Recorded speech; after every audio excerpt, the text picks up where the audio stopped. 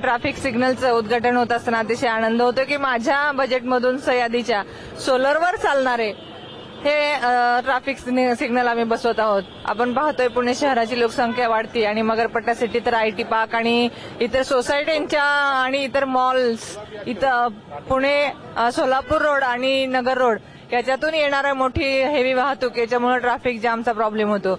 बऱ्याच वेळा ट्रॅफिक जाममुळे ट्रॅफिकच्या डिपार्टमेंटला सुद्धा काम करणं अवघड जातं. मग अशा वेळी सिग्नल जर असतील तर अतिशय सोयीचं ठरेल असा विचार करून यावेळी या ठिकाणी ताडीगुत्ता चौक आणि मगरपट्टा सिटी गेटच्या समोर आम्ही सिग्नल बसवत आहोत आणि त्याच्यामुळे निश्चितच या ठिकाणचे ट्रॅफिक सुरळीत चालेल.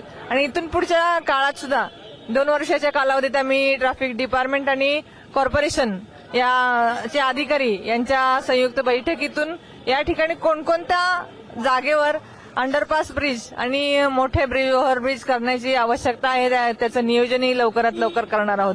तर इथून पुढच्या काळात सुद्धा या ठिकाणचा ट्रॅफिकचा प्रश्न सोडवण्यासाठी आम्ही निश्चितच सर्वजण तत्पर आणि जागरूक राहू.